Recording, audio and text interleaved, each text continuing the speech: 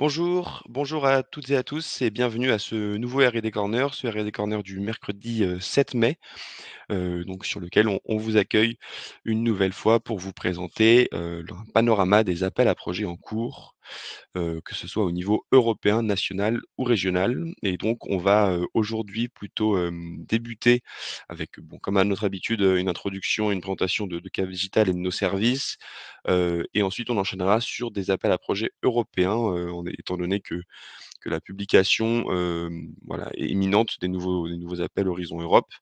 On a fait une sélection, sur un thème, particulier, voilà, qui vous sera présenté un peu plus en détail par notre collègue Élise Viola.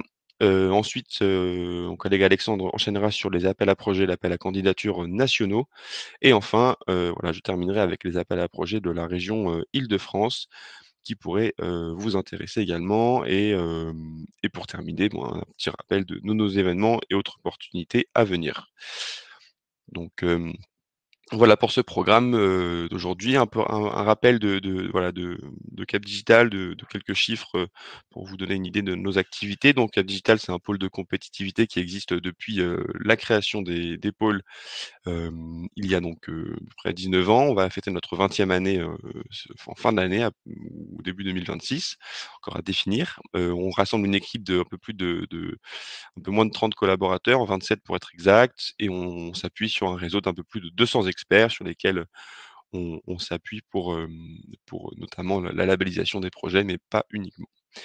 En 2000, enfin, on rassemble un peu plus de 650 structures adhérentes, actuellement, avec une très forte majorité de start-up, mais on a également une cinquantaine de grands comptes adhérents, plus de 50, également, écoles et laboratoires de recherche, une dizaine de collectivités territoriales, des fonds d'investissement et donc voilà, tous ces nouveaux membres, sont ensuite répartis sur différentes, communautés. En 2024, on a du coup, accueilli 112, nouveaux membres, hein, pour lesquels on organise d'ailleurs des journées d'onboarding un peu, donc pour venir présenter un peu nos locaux et puis, voilà, nos activités en personne. Par ailleurs, Cap Digital, c'est, comme on le voit là, dans nos locaux, on organise de nombreux événements, plus de 75 organisés l'année dernière, qui ont rassemblé donc plus de 5 000 participants. Sur les différents services, voilà, quelques chiffres qui peuvent, voilà, donner un peu une idée de ce qu'on peut faire. Notre sur la partie R&D, donc notamment sur laquelle on va le plus parler aujourd'hui. Depuis 2006, Cap Digital, c'est plus de 3 500 projets, reçus, qui ont fait une demande donc de labellisation. Sur cela, donc environ, la moitié, un peu plus de la moitié, 1 900, un peu plus de 1 900 ont reçu une labellisation et enfin, un peu plus de 950 projets ont finalement été, financés par les financeurs publics. C'est donc ces projets financés ont présenté des budgets cumulés de plus de 2 000 milliards d'euros pour, donc des financements reçus qui s'élèvent à 820 millions d'euros de financement public perçus par ces projets. En 2024, on a reçu 100 plus de 180 projets donc qui souhaitaient, hem, enfin on a fait expertiser, enfin on a reçu des expertises de plus de 104 pour 180, de dossiers de la part de nos experts. On organise également des euros blancs, donc c'est-à-dire que quand des projets, voilà, se passent en dernière étape auprès des financeurs, on peut également les coacher, à l'oral. Voilà, il y a puis un petit rappel donc du taux de succès qui augmente, hein, pour les projets labellisés. Déjà d'une part parce que vous recevez des retours de la part d'experts, qui, voilà, soit connaissent bien votre domaine, soit sont habitués aux réponses aux appels à projets, donc qui sont des conseils précieux pour les porteurs de projets et également parce que le label, bien sûr, est un gage de qualité des projets auprès des financeurs, BPI France, en l'occurrence, dans notre cas, en majorité, mais on travaille également, sur des projets déposés, auprès d'autres opérateurs tels que l'ANR, ou la Banque des Territoires ou autres. Au-delà de cette partie R&D, Cap Digital, c'est aussi des programmes d'open innovation et d'expérimentation. Donc, il y a eu plus de 12, enfin de 12 programmes réalisés par le pôle ces dernières années, depuis qu'on a lancé cette démarche, qui ont reçu, au total, un peu plus de 200 candidatures, sur ces différents programmes. Enfin, on a une équipe Europe sur lesquelles on va, voilà, plus s'intéresser aujourd'hui, qui, donc, a permis à ce que le pôle participe, du moins, à plus de 49 projets, européens. Heu, donc et actuellement, sur cette année, on a, 5 projets, en cours. Voilà, donc ça nous permet également d'accéder à un réseau de partenaires européens, assez important et qui peuvent donc du coup être bénéfiques, également pour nos membres, dans le cas de candidatures, soit de Cap Digital, soit, dans lesquelles on essaie de faire monter nos membres. Et enfin, des activités d'aide au développement des startups et des PME. Donc, l'an dernier, c'est plus de 35 entreprises adhérentes qui ont exposé sur des salons en France ou à l'international, donc par des activités dans lesquelles, Capital était impliqué, notamment le SIGGRAPH, qui a lieu chaque année, au mois d'août. Donc voilà, cette année d'ailleurs, il y a toujours des places disponibles, je crois, si vous souhaitez, y prendre part. C'est le salon des univers graphiques, hein, qui a lieu à Toronto cette année. Également le Smart City World Expo, ou Smart City Expo World Congress, donc qui a lieu à Barcelone chaque année, je crois en octobre, pour lequel voilà, on a, des stands en partenariat avec des institutions régionales. Et enfin, il y a également il y a également aussi les PIDS d'Enghien qui ont eu lieu il y a quelques temps ou d'autres salons, voilà, sur lesquels on peut faire en sorte que nos adhérents soient présents. Également, on a plus de 150 entreprises adhérentes qui ont bénéficié de coaching et d'autres accompagnements individuels pour pouvoir structurer et amplifier leur croissance. Et enfin, plus de 350 millions d'euros levés par les membres de Cap Digital notamment grâce à des effets leviers, sur leurs activités R&D, ou levée de fonds en capital. Voilà un peu pour la présentation des services et donc pour nous rejoindre, c'est un extrait donc des tableaux de cotisation, mais vous pouvez voir que les tarifs sont assez attractifs, notamment pour les startups et TPE, avec des prix qui évoluent en fonction de la taille, de l'entreprise. Également des tarifs pour les établissements d'enseignement et de formation ou de recherche, les investisseurs ou les intercommunalités ou autres. Donc si vous souhaitez nous contacter, pour en savoir plus notamment sur la partie R&D ou de manière générale chez Cap Digital, il y a 2 façons de le faire. Si vous avez un projet, vous souhaitez demander une labellisation ou, avoir des conseils sur le projet, on a un formulaire qui permet de préqualifier votre projet. Si vous avez des questions d'ordre plus général, faut pas hésiter à nous écrire également à l'adresse projet@capdigital.com. Voilà.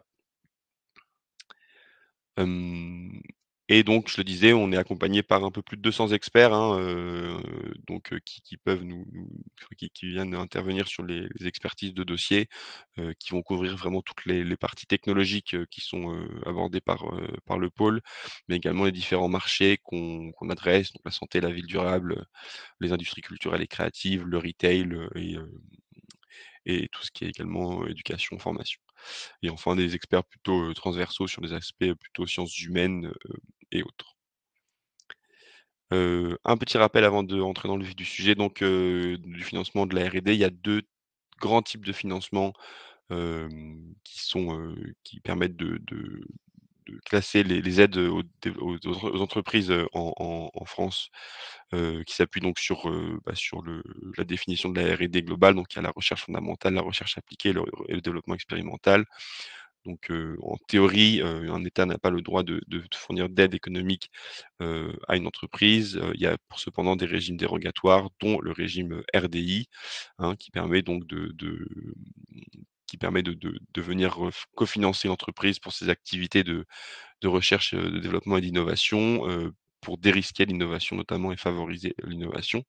Donc, ce régime RDI, propose des taux de financement qui vont varier en fonction du caractère, collaboratif ou individuel des projets et généralement de la taille de l'entreprise, également. Voilà. Il y a d'autres critères qui peuvent rentrer en compte, mais on va dire que c'est les 2 grands critères qui vont, f définir le taux de financement. De l'autre côté, sur le développement commercial, on a la règle de minimis qui vont être des aides au développement commercial, donc qui vont pouvoir, notamment, voilà, permettre d'avoir un financement pour des présences sur des salons internationaux, sur, le développement commercial de l'entreprise par des recrutements de ce type-là, ce type de choses. Voilà, en Île-de-France, ce sont les aides notamment TPE et PME qui vont permettre de faire financer ce type de coûts.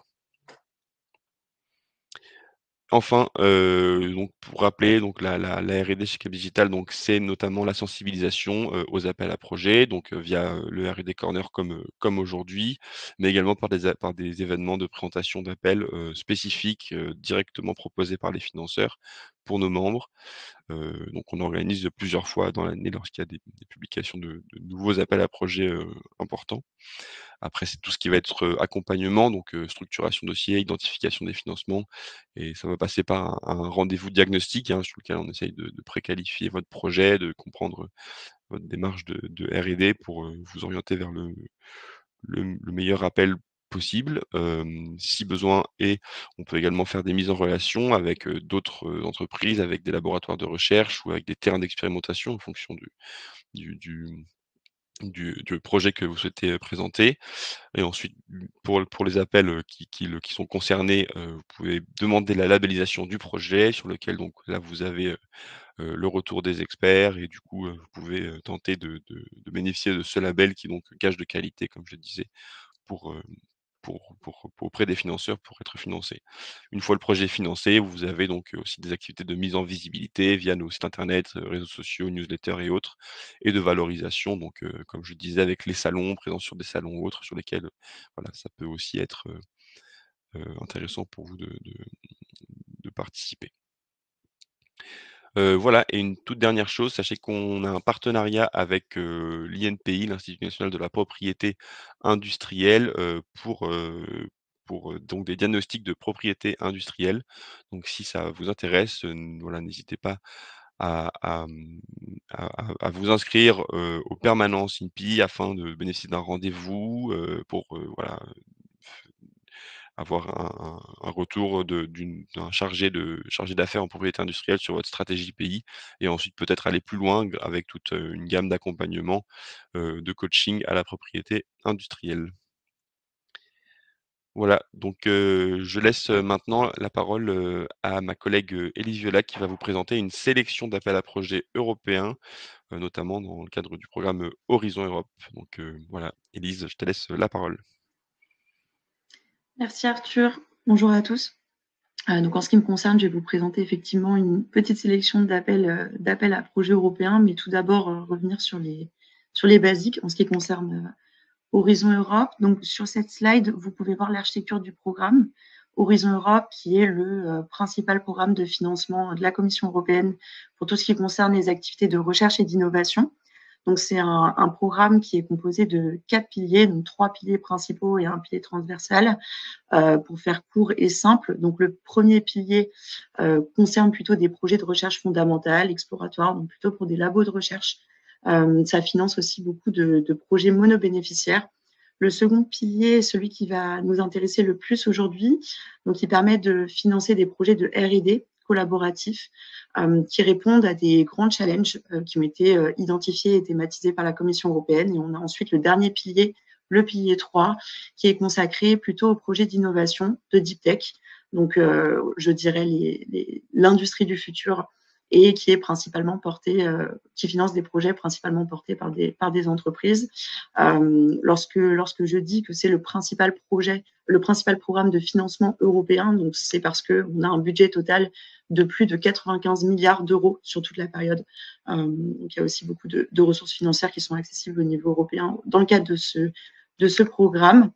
En ce qui concerne plus spécifiquement donc le pilier 2, donc sur cette slide, vous retrouvez les informations principales relatives au pilier 2, donc la typologie d'actions qui sont financées, donc les actions de recherche et d'innovation, les actions d'innovation et les actions de coordination et de support qui permettent de financer différentes activités qui sont prévues au sein des projets. Donc ça va de la recherche fondamentale en laboratoire jusqu'au prototypage, au développement d'essais à plus grande échelle, mais aussi des activités complémentaires plutôt sur de la mise en réseau ou de la sensibilisation. Vous retrouvez aussi les taux de financement qui sont autour de 100%, parfois moins pour les entités à but lucratif. C'est le cas notamment dans le cadre des actions d'innovation. Donc, on est autour de 60 à 70% pour les entités dites à but lucratif, donc les entités privées. On a donc des niveaux de TRL attendus, donc c'est-à-dire des niveaux de résultats en termes de maturité technologique attendus en fin de projet qui diffèrent en fonction des actions que je viens de citer. Et puis, vous retrouvez aussi la durée moyenne des projets financés en fonction de cette typologie d'action. Par rapport à l'organisation du pilier 2, donc le pilier 2 est réparti, est subdivisé sous la forme de clusters. Donc c'est une terminologie européenne qu'on retrouve beaucoup. Concrètement, ça veut dire qu'on a des appels à projets qui sont thématisés. Donc on a 6 clusters au total qui sont sur des sujets très variés, mais qui concernent tous des priorités politiques et stratégiques de la Commission européenne, donc autour de la santé, de la culture, du numérique, de l'alimentation et en ce qui concerne les appels que je vais vous présenter aujourd'hui, le cluster 5, donc autour de sujets qui concernent le climat, donc la résilience climatique, l'énergie, l'approvisionnement en énergie qui soit sûr et durable, et la mobilité, donc avoir une mobilité sûre et intelligente. Vous retrouvez aussi des informations sur les typologies d'acteurs qui sont éligibles dans le cadre de ces projets. Donc, tous les types d'acteurs sont éligibles dans le cadre de ces projets, en sachant que dans le cas présent, on va être sur des projets de type collaboratif. Donc, il va falloir déposer un projet en consortium et le consortium doit répondre aux critères suivants. Donc, à minima, 3 partenaires de 3 pays différents. 3 pays différents, donc 3 pays membres de l'Union européenne, mais aussi des pays qui peuvent être associés au programme Horizon Europe, c'est-à-dire qui ont signé des conventions avec la Commission européenne pour pouvoir participer et être éligibles au programme Horizon Europe. Cette liste est constamment mise à jour, mais vous pouvez retrouver toutes les informations dans les différentes documentations de la Commission européenne. Quelques mots sur l'accompagnement de Cap Digital. Donc, comme c'est le cas pour l'ensemble des projets de R&D, donc Cap Digital propose, nos équipes proposent un diagnostic de votre projet. Et en ce qui concerne plus spécifiquement les adhérents du pôle, on va vous aider aussi dans tout ce qui concerne la recherche de partenaires au niveau français, mais aussi une mise en réseau avec nos partenaires européens, une relecture de dossiers et la mise en relation avec certains de nos experts. Donc, je vais désormais rentrer dans le vif du sujet, c'est-à-dire la présentation d'appel et du programme de travail du cluster 5 pour l'année 2025. Donc, quelques mots sur ce programme de travail. Donc, le cluster 5 qui est intitulé Climat, énergie, mobilité, finance des projets de recherche et d'innovation qui visent à lutter donc, contre le changement climatique, améliorer la durabilité énergétique en Europe et transformer les systèmes de transport. Donc, sur la colonne de droite, vous retrouvez le résumé des informations administratives essentielles. Donc, on a mis une petite clause de non-responsabilité. Pourquoi? Parce que le programme de travail 2025 a été pré-publié, mais n'est pas encore officiellement publié par la Commission européenne.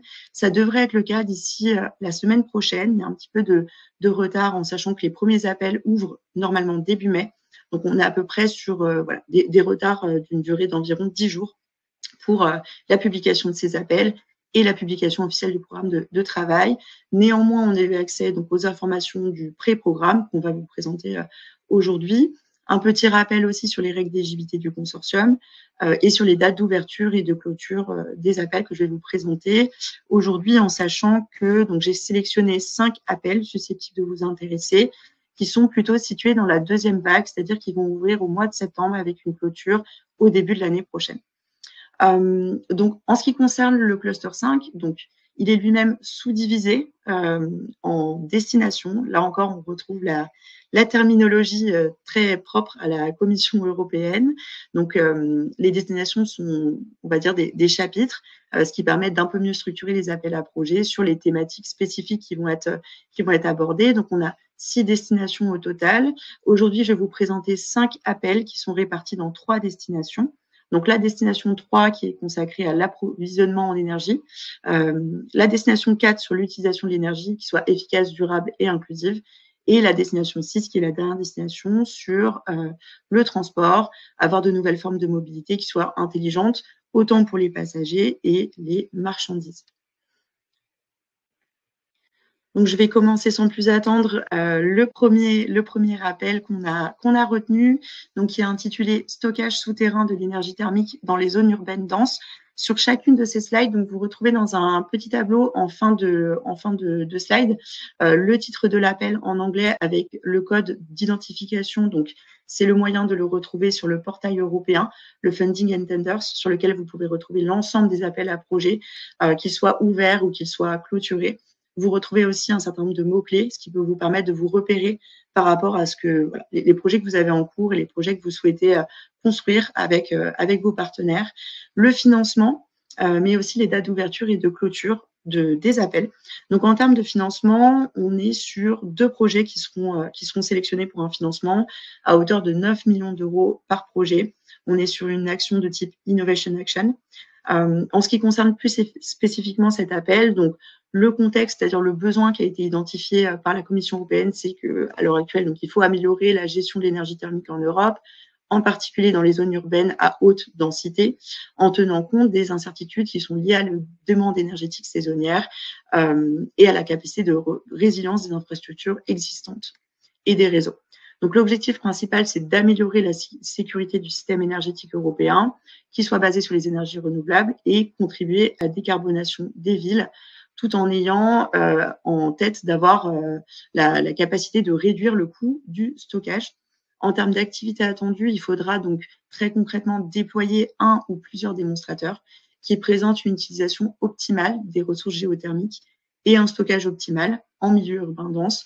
Donc, on est sur un TRL 6-7 en fin de projet. Donc, il faudra avoir une démonstration ou plusieurs démonstrations validées dans un environnement opérationnel. Il faudra notamment traiter le sujet de la planification pour une utilisation optimale du stockage souterrain et une efficacité thermique accrue, développer des modèles souterrains pour un stockage thermique durable, intégrer notamment l'usage des pompes à chaleur et des solutions avancées de stockage thermique en lien avec les interfaces et les infrastructures de chauffage urbain pour assurer notamment plus de flexibilité dans la gestion des réseaux, donc en lien avec la variation des demandes énergétiques en fonction des saisons. En termes d'impact attendu, donc il faudra notamment contribuer à renforcer la compétitivité technologique dans le domaine du stockage thermique en Europe, contribuer à la décarbonation des zones urbaines denses et réduire donc le coût nivelé du stockage de chaleur, tout en impliquant les communautés locales et en répondant à leurs attentes, donc notamment les enjeux sociaux autour de ces sujets d'approvisionnement et de stockage de l'énergie thermique en milieu urbain dense. En ce qui concerne le second appel qu'on a relevé, donc là, on passe à la destination 4, donc uniquement un appel dans la destination 3. Désormais, je vais vous en présenter 2 dans la destination 4. Donc, il s'intitule Bâtiments intelligents intégrés au système énergétique pour une efficacité et une flexibilité accrue. Donc, le besoin identifié et le contexte actuel, c'est que le secteur de la construction reste l'un des moins numérisés actuellement et que les bâtiments intelligents peuvent contribuer à la réduction de la demande énergétique et à la diminution des émissions de CO2 opérationnelles et améliorer la flexibilité du réseau grâce à une optimisation de l'utilisation de l'énergie. Donc, l'objectif principal, ça sera de développer des solutions qui permettent d'améliorer l'intelligence des bâtiments, une intelligence qui est mesurée avec le Smart Readiness Indicator, en facilitant la sophistication des systèmes de gestion énergétique des bâtiments, tout en garantissant, ici encore, donc, que les solutions proposées soient faciles d'utilisation et assurent la satisfaction des occupants. Donc, une fois encore, avoir bien en tête que le lien sur les enjeux sociaux et des usagers est très important dans cet appel. En termes d'activité, donc, il faudra déployer des solutions de bâtiments intelligents dans au moins 3 projets pilotes qui couvrent au moins 3 zones climatiques différentes avec 3 typologies de bâtiments différents, donc des bâtiments résidentiels, des bâtiments tertiaires, à travers l'Europe. Donc, on est sur un niveau de maturité technologique en termes de résultats attendus situé entre 6 et 8, ce qui veut dire une démonstration dans un environnement opérationnel et un système qui soit qualifié par des tests et des démonstrations validées. En termes d'activités, on trouve encore donc, des activités qui pourront montrer que les solutions sont rentables, reproductibles à l'échelle européenne. Donc ça, c'est quelque chose qu'on retrouve dans la plupart des appels à projets européens qui demandent la mise en place de pilotes. C'est vraiment d'avoir des solutions qui soient reproductibles dans d'autres zones, dans d'autres villes européennes, intégrer des énergies renouvelables, permettre de mesurer la réduction de la demande énergétique et l'augmentation de la flexibilité du réseau et l'amélioration de l'interopérabilité. Donc, il va falloir pouvoir le quantifier tout au long du projet. En termes d'impact, donc, on retrouve la réduction de la demande énergétique des bâtiments, l'accroissement de la flexibilité dans la gestion des réseaux électriques, l'amélioration de l'intelligence des bâtiments, connectés notamment avec les énergies renouvelables et une meilleure prise en compte des besoins et des préoccupations des utilisateurs, qui soient issus de divers groupes sociaux, et l'appel fait explicitement référence aux populations vulnérables et défavorisées. En termes donc de financement, donc les projets, il y aura 3 projets qui seront financés, donc sélectionnés pour un financement à hauteur de 4 millions d'euros chacun. Et là encore, on est sur un call qui ouvrira au mois de septembre avec une clôture mi-février 2026. Donc, je vais passer à la slide suivante et à l'appel à projet suivant qu'on a retenu aujourd'hui. Alors, celui-ci s'intitule « Approche innovante pour le déploiement des quartiers à énergie positive », donc les Positive Energy Districts. Le contexte, donc vous avez sûrement dû voir, pour ceux qui s'intéressent aux appels à projets du Cluster 5, que ces dernières années, donc en 2022, 2023, 2024, il y a eu plusieurs appels à projets qui ont permis de financer des premiers démonstrateurs autour des Positive Energy Districts, donc des quartiers qui aient un bilan énergétique qui soit neutre et qui ait même la capacité d'exporter l'excédent d'énergie qui soit produit. Néanmoins, il y a certaines contraintes qui subsistent qui ne permettent pas le passage à l'échelle et la réplicabilité de ces premiers démonstrateurs, ces premiers quartiers, à cause de contraintes techniques, sociales, mais aussi économiques, donc qui ont freiné leur déploiement à plus grande échelle. Donc l'objectif ici, c'est vraiment de développer des approches et des solutions innovantes pour arriver à démontrer et qualifier des PED qui soient complets, reproductibles facilement à travers l'Europe pour accélérer la transition énergétique dans les zones urbaines en Europe. Donc, il faudra déployer des solutions pour la mise en œuvre de ces PED dans un minima 3 quartiers qui soient situés dans différentes régions géographiques en Europe, en appliquant des mesures d'efficacité énergétique et des approches novatrices pour arriver à surmonter justement les barrières existantes, donc toutes ces contraintes qui ont été vues dans les projets précédemment financés, en intégrant notamment donc des mesures d'efficacité énergétique, des installations d'énergie renouvelable, des solutions de stockage, et en utilisant notamment des technologies numériques qui soient intelligentes avec l'usage de l'IA qui est explicitement mentionné là encore dans la rédaction de ce call. Il faudra notamment développer ou mettre à jour des outils existants et du matériel de formation à destination des professionnels du secteur, notamment pour faciliter donc l'appropriation de ces solutions, mais aussi la réplication de ces approches dans d'autres villes. En termes de maturité technologique des résultats, donc on est sur un niveau de TRL 7 à 8 en fin de projet, ce qui veut dire la démonstration dans un environnement opérationnel et un système qui soit qualifié par des tests et des démos.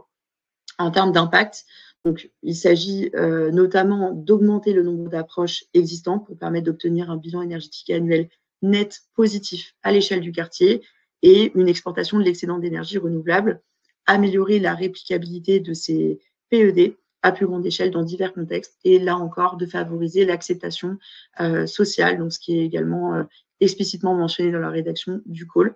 En termes de financement, donc on est sur un financement de 5 millions d'euros par projet, avec 3 projets qui seront sélectionnés pour un financement. Et là encore, le call ouvre au mois de septembre et clôture en février 2026.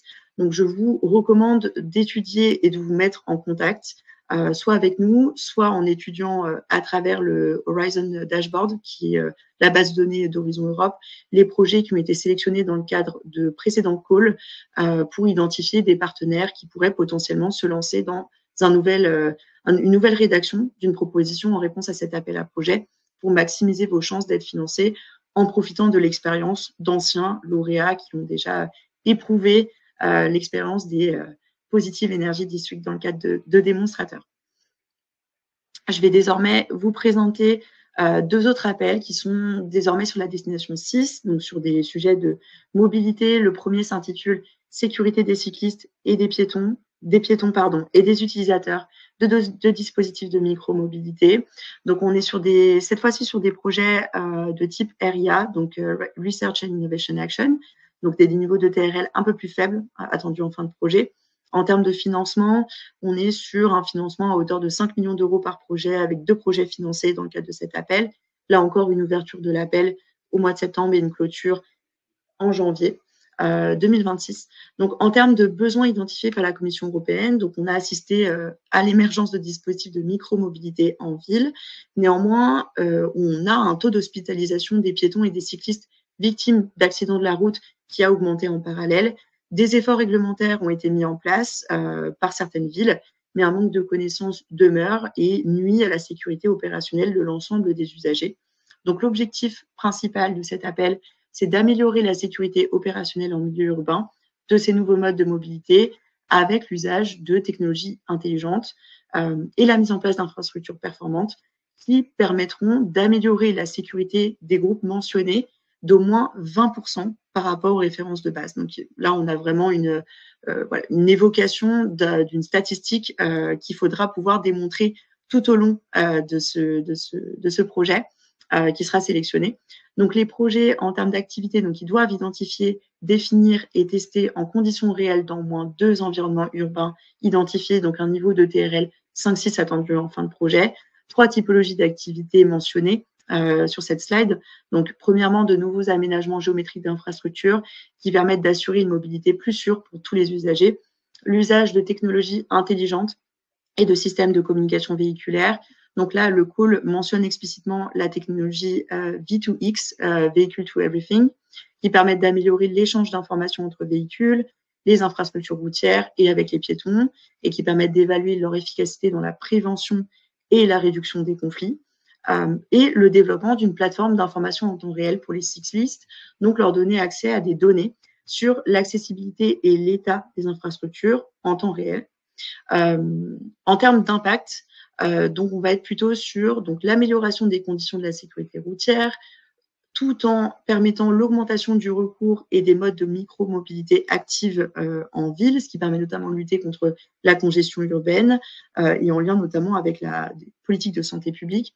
Élaborer des lignes directrices pour la standardisation et la conception des plans de mobilité urbaine durable qui sont conçus par les villes et contribuer aux objectifs et actions, donc cette fois-ci au niveau européen, qui sont mis en place par l'Observatoire européen de la sécurité routière et l'initiative Civitas.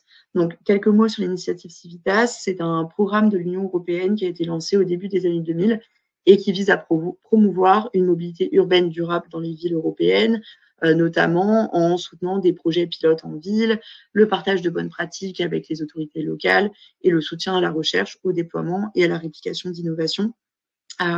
Autre information qui peut être intéressante pour vous, donc le call fait aussi explicitement référence à un autre appel à projet qui, quant à lui, est proposé au sein du programme de travail 2025 du programme des missions, qui est un autre programme de financement de la Commission européenne qui vient, je dirais, en complément du programme Horizon Europe et notamment d'un appel à projet qui s'intitule Marche et cyclisme, augmenter leur part modale pour en tirer des bénéfices sanitaires et réduire les émissions, tout en intégrant la mobilité active et les dispositifs de micro-mobilité grâce aux technologies intelligentes et aux infrastructures.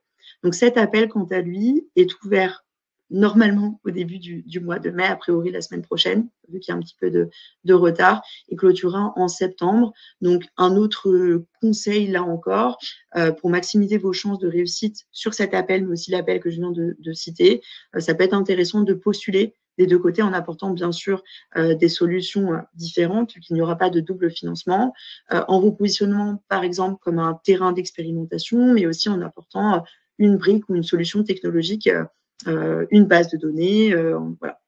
Peu importe votre activité, ça peut être intéressant de vous positionner sur les deux appels à projets pour vraiment montrer la cohérence de votre projet, de la solution que vous souhaitez développer et financer, mais aussi pour maximiser l'impact de votre projet au sein de ces deux appels, ce qui permettra finalement de maximiser aussi l'impact de ces appels à projets, ce qui est en totale cohérence avec les objectifs des politiques de la Commission européenne. Donc voilà, je vous recommande vraiment de, bien sûr, lire en détail les descriptifs d'appels à projets au-delà de la présentation qui est faite aujourd'hui, mais potentiellement aussi de, voilà, si vous avez un réseau, si vous souhaitez monter un projet, de discuter avec vos partenaires de différents projets qui peuvent avoir des interconnexions fortes, notamment lorsqu'ils sont explicitement cités par la Commission européenne dans le cadre de ces différents appels. Et désormais, donc le dernier rappel que je vais vous présenter au sein de la destination 6 ce matin, qui s'intitule Prédire et éviter les accidents de la route grâce à l'IA et au big data. Donc là, une fois encore, on est sur des projets de recherche et d'innovation, donc des TRL un petit peu plus faibles. En termes de financement, on est sur 2 projets sélectionnés pour un financement à hauteur de 5 millions d'euros chacun.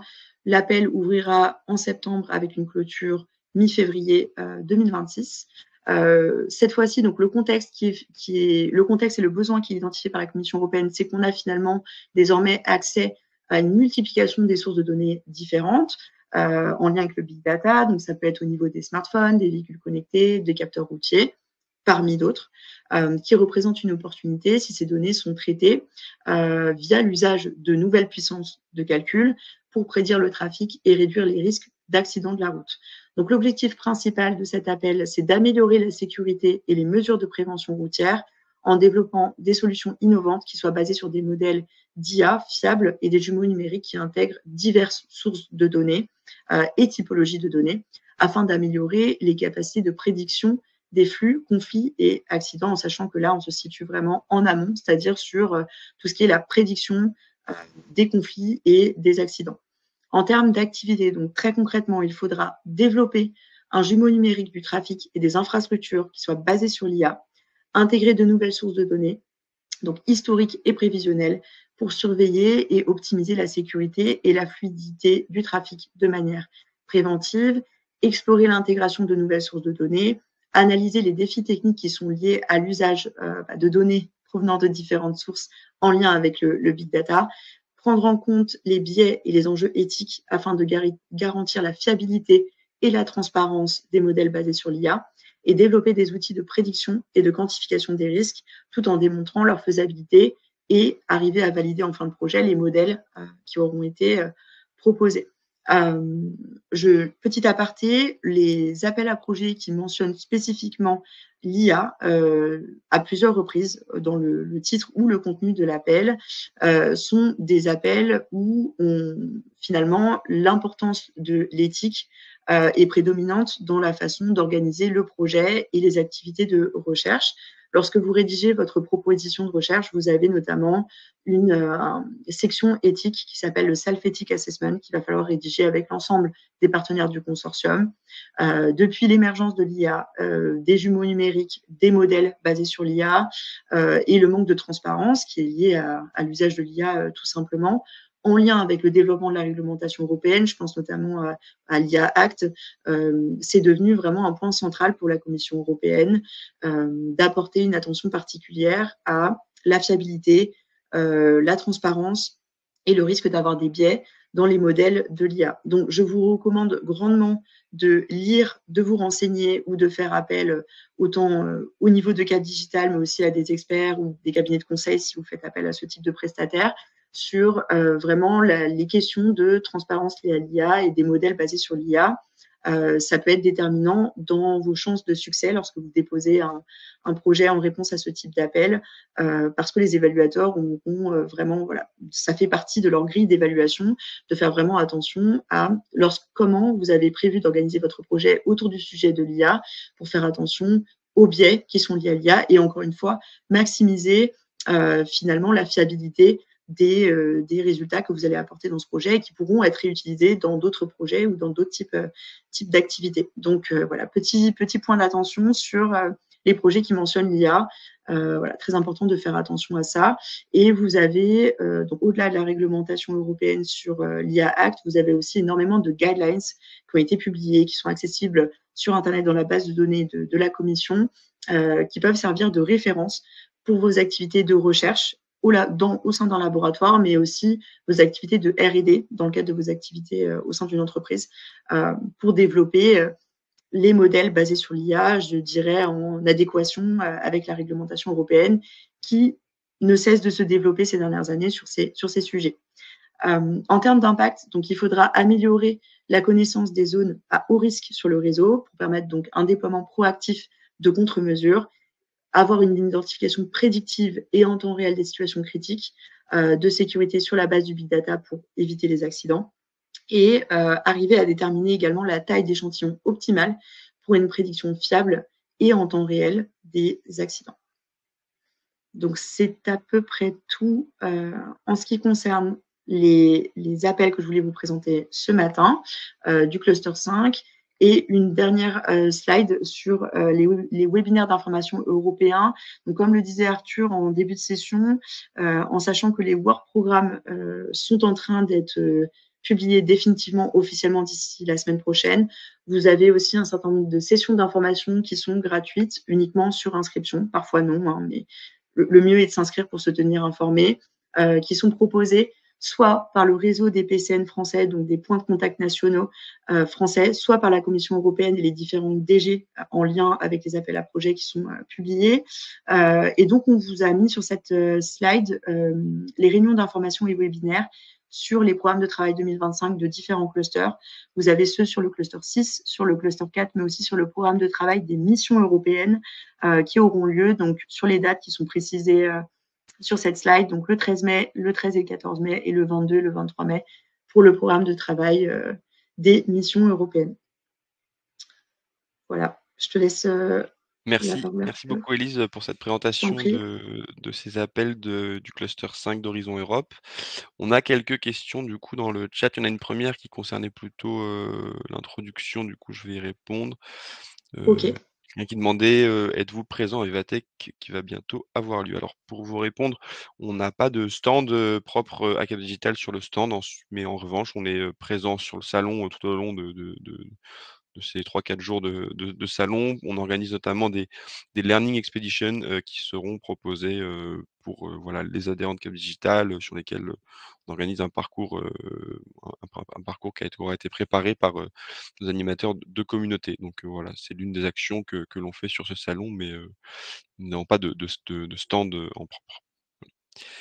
Pour passer aux questions sur la partie donc Europe. Alors la première question vient de Leïla Belouala, alors qui demande est-ce que le niveau de TRL quand c'est indiqué 5-6, et c'est bien pour la fin du projet ou alors c'est en amont pour être éligible à l'appel à projet? Alors, c'est le niveau de résultat qui est attendu en fin de projet, mais bien sûr, alors ça dépend aussi de la typologie d'action. Si c'est un projet de recherche RIA, on pourra partir, c'est un exemple hein, d'un niveau de TRL, par exemple, de 3 et finir à un niveau, enfin, plutôt, je dirais 3-4 et finir à un niveau 5-6. Mais par contre, pour un projet Innovation Action, il faut avoir suffisamment de résultats, être vraiment au-delà de la phase vraiment exploratoire, et donc partir d'un niveau qui sera plus élevé. Mais oui, les niveaux de TRL qui sont mentionnés sur les slides, c'est vraiment le niveau qui est attendu en termes de résultats en fin de projet. Super, merci. Ensuite, on a une question de Philippe Descotines qui demande est-ce que le Yuga est partenaire de l'UE, enfin partenaire d'Horizon Europe, je pense comprendre de cette À manière. l'heure actuelle, oui. À l'heure actuelle, oui, ils sont éligibles depuis les premières vagues d'appel à projets 2024. À vérifier sur l'ensemble des piliers, mais il me semble que pour cette année, ils ont signé un accord global qui fait qu'ils sont éligibles sur tous les appels Horizon Europe. À vérifier quand même pour certains appels très spécifiques. Je pense notamment au pilier 3.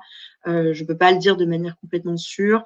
Autant UK que la Suisse, c'est variable en fonction des années. Mais normalement, sur le pilier 2, oui, oui, ils sont bien éligibles désormais. Super, merci. Et enfin, on a une question de Mounia. Pour les appels à projets dans la santé, il n'y a plus rien d'ouvert. Pouvez-vous confirmer C'est-à-dire sur alors, le cluster 1 ou le... oui, j'imagine que c'est ça la question. Non, non, les appels, normalement, sont ouverts sur à peu près les mêmes périodes. Alors, ça ne fait pas partie de la présentation d'aujourd'hui, mais normalement, il y a des premiers appels ouverts au mois de mai, avec des clôtures au mois de septembre, euh, à revérifier, bien sûr. Oui, ouais, c'est ça pour compléter. Là, la commission est en train de sortir tous les programmes de travail de tous les différents clusters. Donc, des nouveaux appels à projets vont arriver sur l'ensemble des thématiques, hein. Il y a pas de actuellement, tout est fermé, mais tout va réouvrir sur ces différentes thématiques. Hem Et enfin, une dernière question qui va peut-être plus concerner le Cap Digital. Pensez-vous au Salon des maires? Alors, on n'a pas d'action particulière pour vous répondre sur ce Salon des maires cette année. Voilà. Bien, merci Élise. Je pense qu'on n'a plus de questions, donc merci pour ta présentation. Merci. Et voilà, n'hésitez pas à nous contacter hein, si vous avez un intérêt à participer ou à rejoindre des consortiums sur ces appels à projets qui ont été présentés par Élise. Et maintenant, on va donc enchaîner avec les appels à projets nationaux. Je vais laisser Alexandre présenter ces appels. Bonjour, donc un petit peu le volet France 2030 après l'Europe. Donc France 2030, pour rappel rapidement, c'est un plan de l'État français de 54, doté de 54 milliards d'euros à l'origine. Il en reste, de ce que j'ai lu la dernière fois, à peu près 18. Et ce plan vise à répondre de manière compétitive aux défis écologiques et d'attractivité du monde de demain et faire aussi émerger de futurs champions dans les filières d'excellence. France 2030, ça repose sur 2 objectifs transversaux à avoir bien en tête quand on dépose une candidature, heu, puisqu'il vise à affecter 50 des dépenses à la décarbonation de l'économie, d'où l'importance de prendre en compte la grille d'impact environnemental dans ces dossiers et voilà, et le 50 aussi à des acteurs émergents porteurs d'innovation, d'où, l'intérêt d'avoir de la présence, d'acteurs émergents dans les consortiums et intervenir, et le tout, intervenir sans engager de dépenses défavorables à l'environnement. Donc on revient à tout ce qui est DNSH européen et grille d'impact environnemental. Après, il y a des grands principes quand vous candidatez à avoir en tête, donc c'est du cofinancement et du partage de risques entre vous et le financeur. Donc on va attendre bien entendu une part d'autofinancement de votre part quand vous déposez un des projets et ça et, euh, et ça va se traduire par une demande de fonds propres pour pouvoir couvrir cette part de financement quand vous êtes étudié par l'opérateur. Euh, et après, ce qu'il faut savoir, c'est que dans le régime RDI qui concerne, qui couvre la totalité à peu près des appels à projets qu'on présente, la part d'aide publique que vous octroie l'État, elle dépend en fait de 3 facteurs. Elle varie selon 3 facteurs. Donc la taille de l'entreprise, plus vous êtes petit, plus le taux d'aide est élevé. La nature du projet RD, vous aurez un taux d'aide plus élevé si vous faites de la recherche industrielle plutôt que du développement expérimental. Et aussi la présence d'une collaboration effective qui peut être multiple, entreprise-entreprise, entreprise académique, voilà, ce genre de choses. Petite grand compte, petite entreprise, vous avez une bonification de votre taux d'aide global. Et après, un second grand principe à avoir en tête, avant de candidater, c'est le principe d'incitativité, ce qui veut dire qu'on ne finance que des projets nouveaux, ce qui implique que tout projet ne doit pas avoir commencé à devoir et ne doit pas avoir donné lieu à des engagements fermes.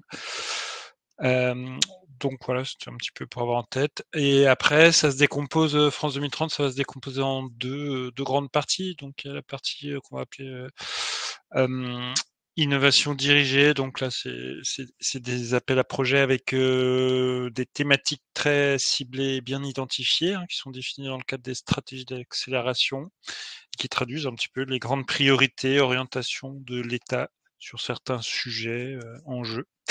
Donc c'est ce qu'on va faire en premier. Et donc là, il y a en cours technologie innovante des univers virtuels immersifs.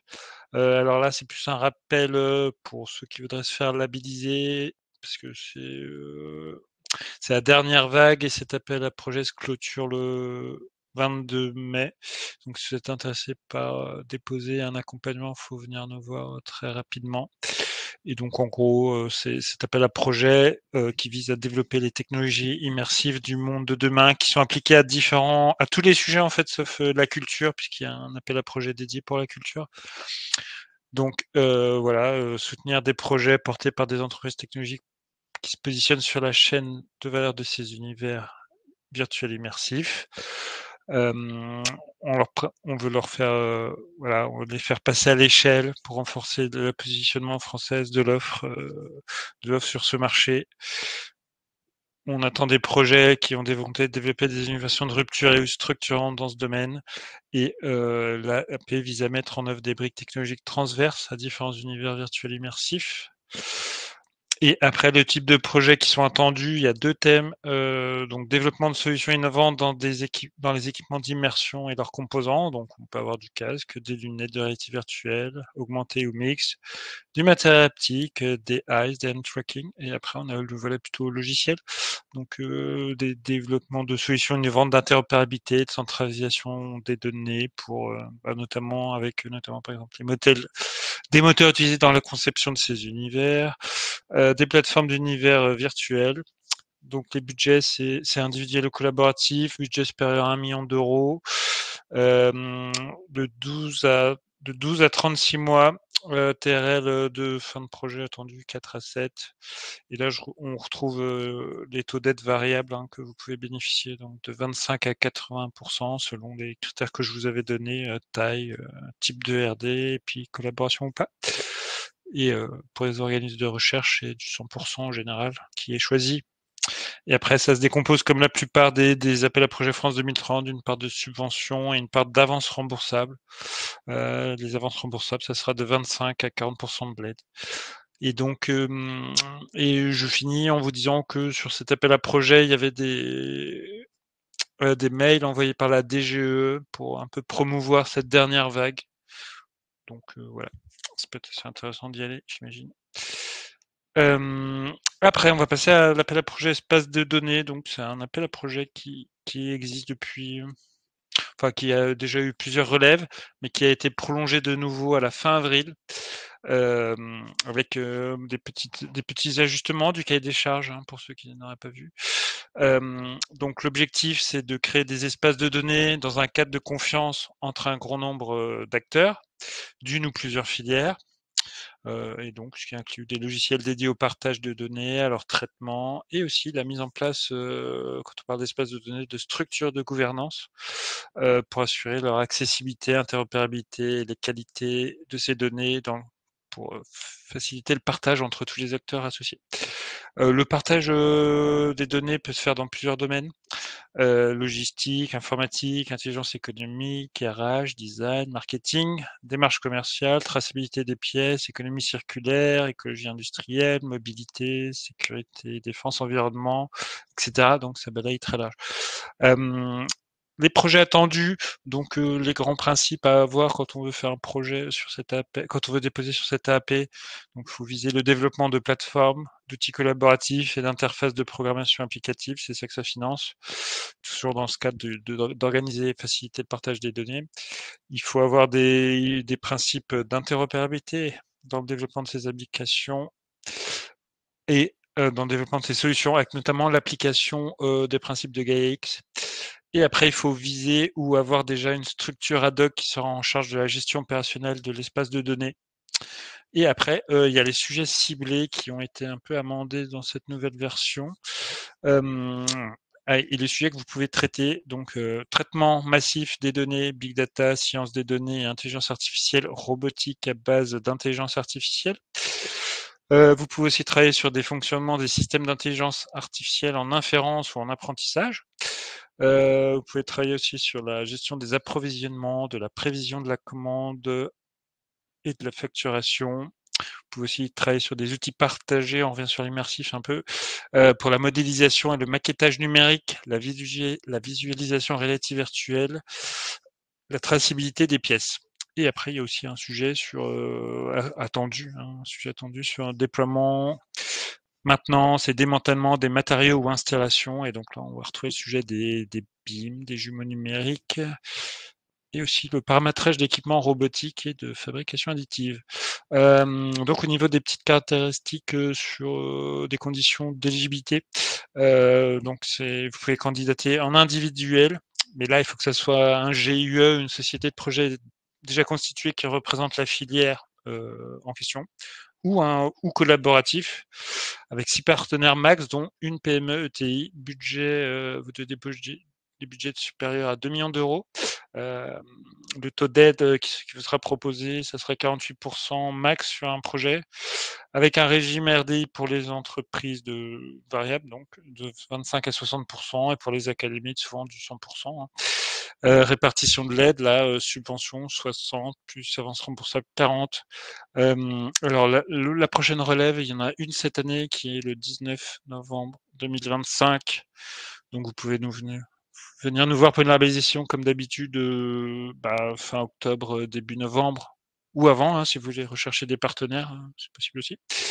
Et il y aura 2 autres relèves en 2026 sur cette AP. On va vous présenter un appel à projet de l'ANR, Labcom 2025. Donc, objectif des Labcom, c'est pour laboratoire commun. Ça vise à financer l'engagement des acteurs de la recherche académique qui souhaitent établir des partenariats bilatéraux. Donc, c'est pour deux structures avec des entreprises. Donc, c'est vraiment une collaboration entre un acteur académique et une entreprise. Et ces partenariats bilatéraux pérennes visent à soutenir l'innovation sur la base des activités de recherche menées au sein du laboratoire de recherche académique et de l'entreprise. À noter que sur cette version 2025 du Labcom, il y a une priorité qui a été mise sur l'IA. Donc, ça vise à renforcer la recherche partenariale en intelligence artificielle en encourageant le montage de futurs Labcom à forte composante IA dans les secteurs identifiés du plan IA, donc santé, transport, énergie, environnement et sécurité. Après, les types de projets qui sont attendus, en fait, c'est plus de la structuration. Donc, on va attendre de vous de définir une feuille de route sur votre programme de recherche et d'innovation établi entre les deux parties associées. En définissant en commun une stratégie et un programme de recherche structuré sur 54 mois, hein, c'est du long terme.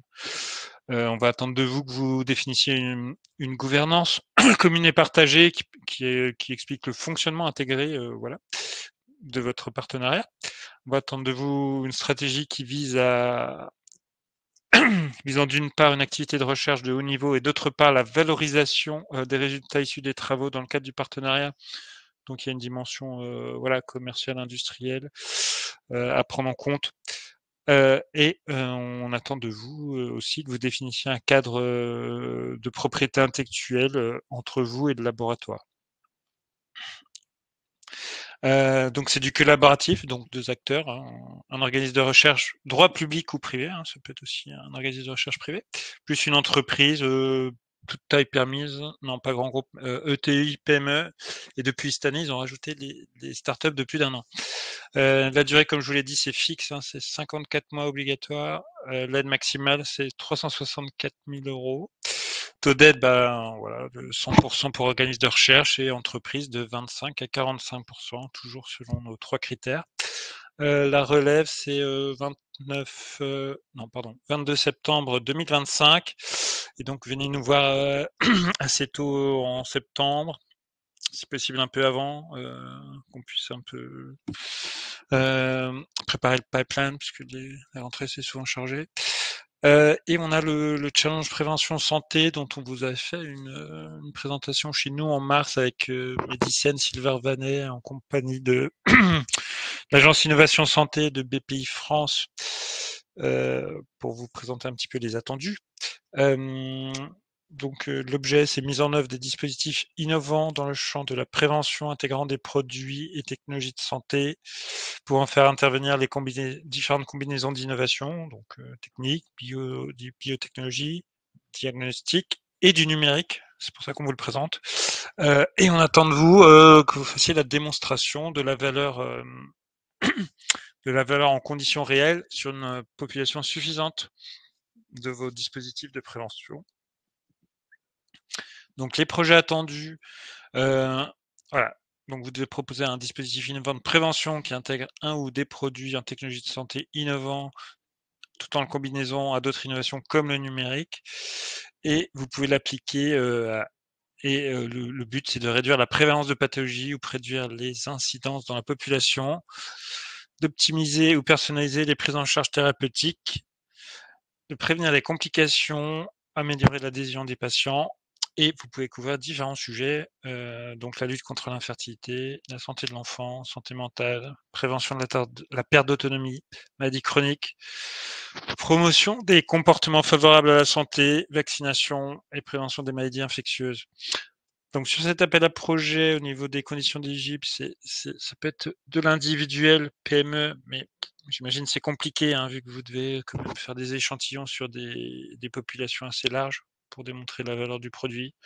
Donc ce serait plutôt, même si c'est autorisé, ce serait plutôt des collaboratifs, hein, avec des entreprises de toute taille, des académies, des établissements de santé, des fondations, des associations d'usagers, de pôles de compétitivité, collectivités territoriales. Donc ça, c'est toutes les entités qui peuvent candidater, faire partie d'un consortium.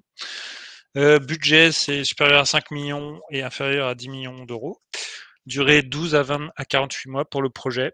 Taux d'aide, on retrouve toujours pour les entreprises de 25 à 60%. Pour les activités non économiques, donc ce sera plutôt collectivité ou voilà, établissement de santé. Ce sera du 50% des coûts complets. Et puis pour les académiques, on a le 100% coût marginal qui est choisi, même s'ils peuvent prendre le coût complet. Forme de l'aide, en entreprise, 60% de subvention et 40% d'avance remboursable et tout le reste, c'est de la subvention. Donc si vous voulez nous voir, là, c'est... alors, ouais, elle n'a pas été changée sur le site de BPI, la date de relève, mais il avait été annoncé en mars chez nous par l'AIS, donc Agence Innovation Santé, que la relève serait plutôt fin octobre, courant octobre. Donc voilà, venez nous voir 2 à 3 semaines avant, ou même beaucoup avant, si vous cherchez du partenaire, parce que c'est effectivement un appel à projet qui nécessite, j'imagine, beaucoup de partenariats pour pouvoir faire la démonstration en conditions réelles. Donc n'hésitez pas à nous voir en amont. Donc ça, c'était pour la partie innovation dirigée. Tu vas arrêter là ? Oui, alors il y a une question et juste petite précision sur l'appel challenge prévention santé. Je regardais juste avant, mais la date a bien été modifiée. La relève est le 16 septembre prochain. Donc voilà, juste pour information, elle est fixée au 16 septembre prochain, alors qu'elle était. Non, mais ça, c'est l'ancienne date. Donc moi, j'attends celle de. Non, l'ancienne date c'était juillet. Ah ouais, peut-être. Ok. Donc c'est bien la donc nouvelle c'est date. pas octobre comme il avait dit. Bon, tant pis. Ouais, un peu plus tôt que annoncé. Donc voilà. Et sinon, il y a une question sur l'appel à projet sur les espaces de données. Est-ce que la liste des domaines de partage de données est exhaustive ou non? Non, il y avait un etc. Après, c'est plus des thèmes privilégiés, mais c'est écrit etc. dans le cahier des charges, donc c'est pas fermé normalement. Ok, merci. Et c'est tout. Il n'y a pas d'autres questions. Donc innovation structurelle. Donc l'innovation structurelle, c'est en gros, c'est plus des appels à projets génériques qui sont pas ciblés sur une thématique spécifique et qui reviennent de manière récurrente, donc pas récurrente. En général, déjà c'est tous les ans et ça peut être plusieurs fois par an. Donc ces concours d'innovation, ils visent à vous apporter un soutien, que vous soyez chercheur ou une entreprise innovante, avec trois volets, 3 dispositifs complémentaires qui permettent de favoriser en fait le développement de la deep tech en France sur tout le cycle de vie des activités deep tech. Donc ça peut être du labo à la création d'entreprises, puis à la croissance.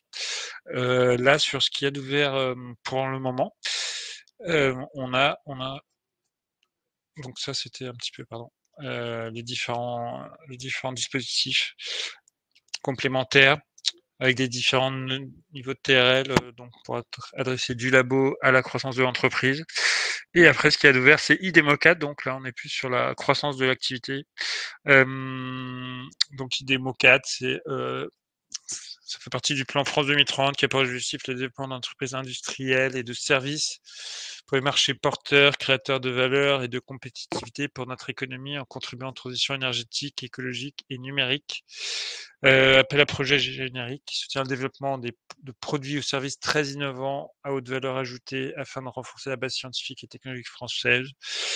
Et ce qui est intéressant dans cette IDEMO, c'est que c'est assez adapté à la collaboration entre différents types d'acteurs, donc grands groupes PME, dont la présence est obligatoire, labo de recherche en entreprise, car c'est le degré de rupture de l'innovation est assez regardé.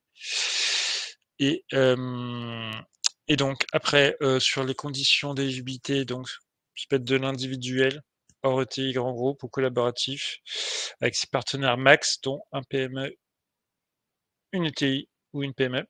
Budget, c'est des gros budgets, donc supérieur à 4 millions d'euros. Durée 3-5 ans, aide 35 à 60%, avec une répartition 60% subvention et 40% AR pour les acteurs économiques.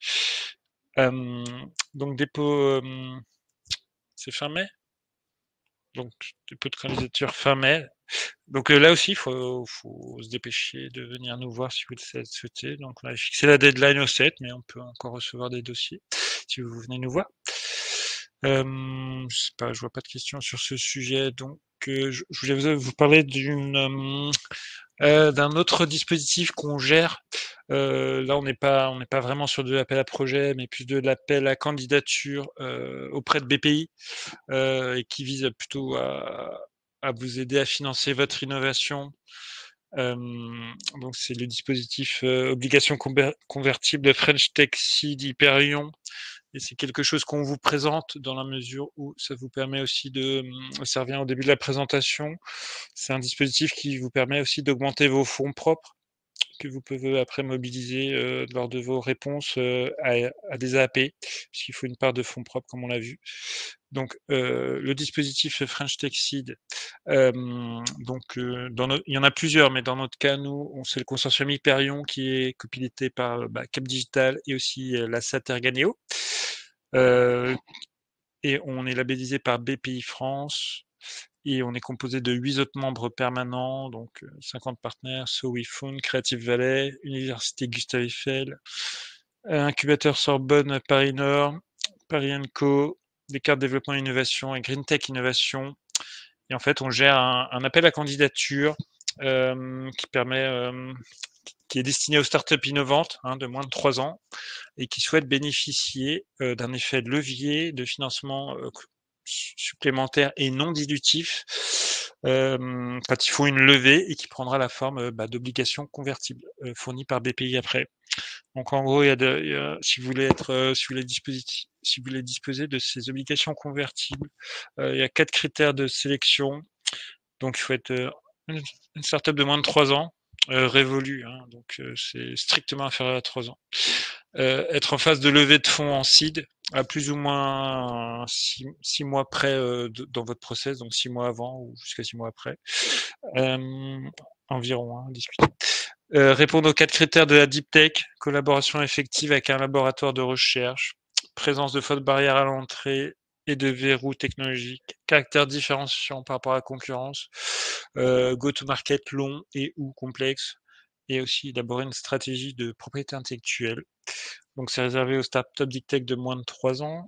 Montant de financement, alors l'effet levier que vous pouvez avoir, donc c'est de 50 000 euros à 250 000 euros d'obligations convertibles dans la limite de 2 euros pour 1 euro en equity, et ou sinon jusqu'à 500 000 euros en obligations convertibles dans la limite de 2 euros d'obligations convertibles pour 1 euro en equity. Puis deadline, c'est plutôt au fil de l'eau, donc il faut venir nous voir, nous écrire. Il y a un formulaire, j'aurais dû le mettre chez nous. Et donc en général, ça dépend du nombre de candidatures, mais on organise entre 3 et 4 comités de mobilisation par an. Voilà. C'est fini. Merci Alexandre. On a une question, mais qui concerne plus largement les appels à projets qu'on gère. Je suis pas tout à fait sûr de comprendre. Est-ce qu'on gère des appels à des projets de paiement en crypto-actifs? Alors là, je vous invite, si le sujet, c'est si vous avez un projet qui porte sur le thème des paiements en crypto, le mieux c'est de prendre rendez-vous avec nous pour qu'on discute plus du périmètre de votre projet dans le détail et de voir dans quoi vous si vous pouvez vous inscrire dans un appel à projet. Absolument. Donc n'hésitez pas à nous écrire à l'adresse projet@capdigital.com. Merci Alexandre. Donc je vais terminer cette présentation sur R&D Corner avec les appels à projets régionaux franciliens. Donc voilà un petit rappel des différents dispositifs qui sont particulièrement intéressants, en Île-de-France. Tout d'abord le dispositif Innov'Up de la région Île-de-France qui, donc finance, des projets de la faisabilité à l'expérimentation, également des déclinaisons d'expérimentation sur lesquelles je reviendrai, le dispositif Innov'Up Leader, IDEMO Région et les dispositifs donc plutôt aide au développement commercial, TPUP et PMUP, voilà qui aident au développement commercial des sociétés. Donc le dispositif, donc d'abord Innov'Up Leader, qui a d'ailleurs changé de nom. J'ai pas changé la slide, mais c'est Innov'Up Leader France 2030 désormais. Donc il y a un appel à projet qui revient 2 fois par an et qui vise à financer des entreprises, seules, donc des projets, dits monopartenaires, qui représentent un budget, compris entre 150 000 € et 1 million d'euros de budget global, pour lesquels, les projets retenus peuvent recevoir jusqu'à 50 de taux d'aide, qui seront répartis, à 2 tiers en subvention et un tiers en avance remboursable. Donc c'est ouvert à tout ce qui est TPE, PME et jusqu'à, ETI, pour être, éligible. C'est un appel à projet donc qui est sans thématique, précise, hein, et alors c'est toujours mieux de s'insérer dans les thématiques, prioritaires de la région Île-de-France, voilà voilà, qui sont listés et qui sont précisés dans les stratégies de la région, stratégie notamment Impact 2028. Voilà, ça c'est toujours un peu mieux pour le taux de sélection, mais c'est pas exclusif. Si votre projet est particulièrement innovant, vous pouvez, être sélectionné quand même. Ce qui est important, c'est bien sûr de mettre en avant le degré de rupture et le caractère innovant, le potentiel commercial, mais également, de bien remettre en avant les retombées économiques et notamment les créations d'emplois sur le territoire francilien, les créations, d'emplois directs pour l'entreprise qui dépose le projet, également peut-être indirects, hein, si jamais il y a des, heu, des sous-traitants qui interviennent dans le projet ou des retombées, plutôt à long terme sur d'autres secteurs et cetera. Également, mettre en avant les externalités socio-économiques qui peuvent être favorables, grâce à ce projet, hein, pour le territoire. Donc voilà, c'est vraiment ces aspects-là qui vont être bien analysés par l'instructeur, les bénéfices qu'en retirera la région Île-de-France, tant sur le plan économique que socio-économique.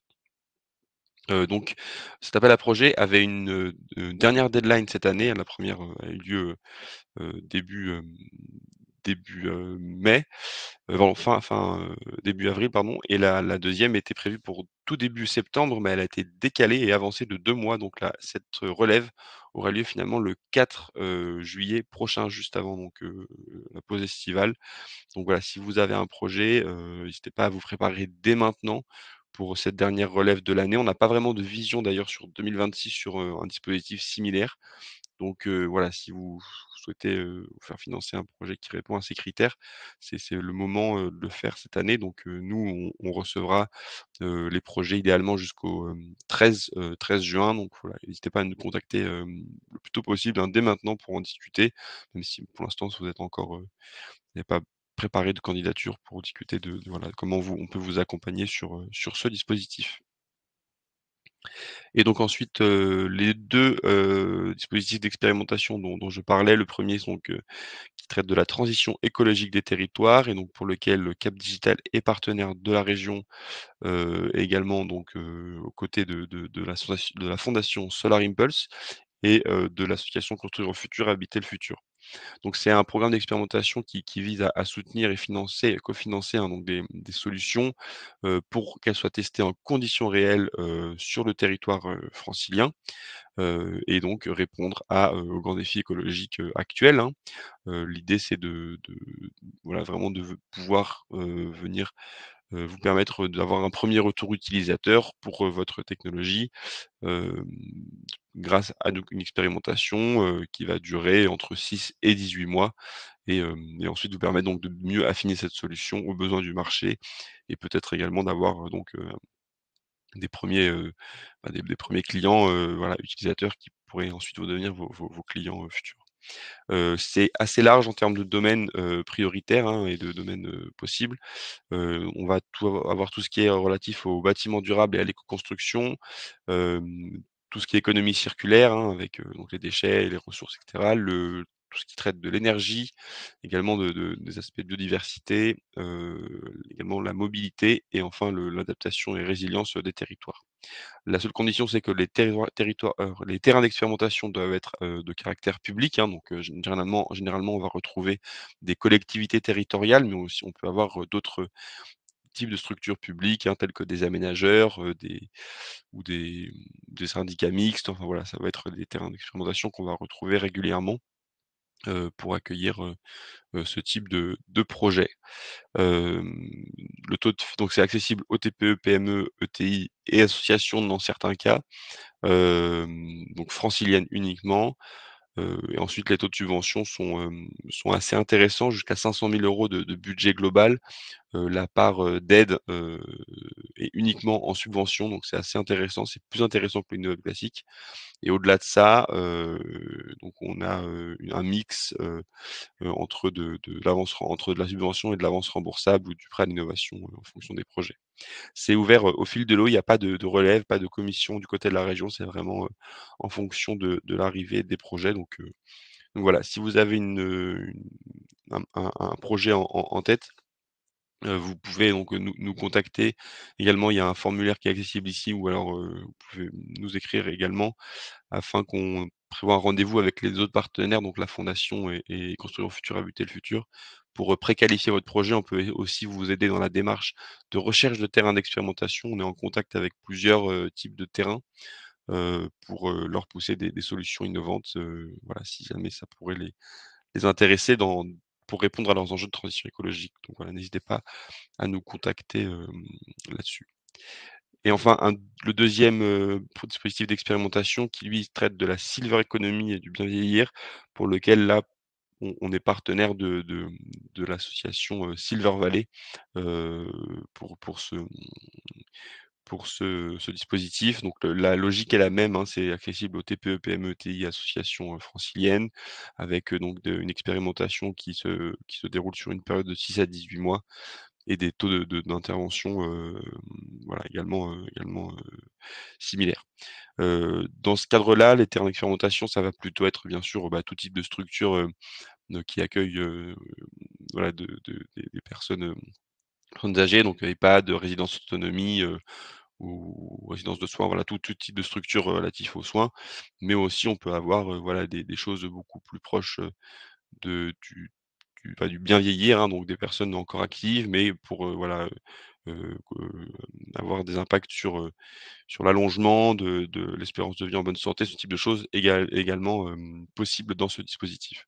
Donc les domaines prioritaires qu'on retrouve ici le montrent bien, hein, tout ce qui est santé, prévention, soutien aux aidants, inclusion sociale et mobilité et aménagement des espaces.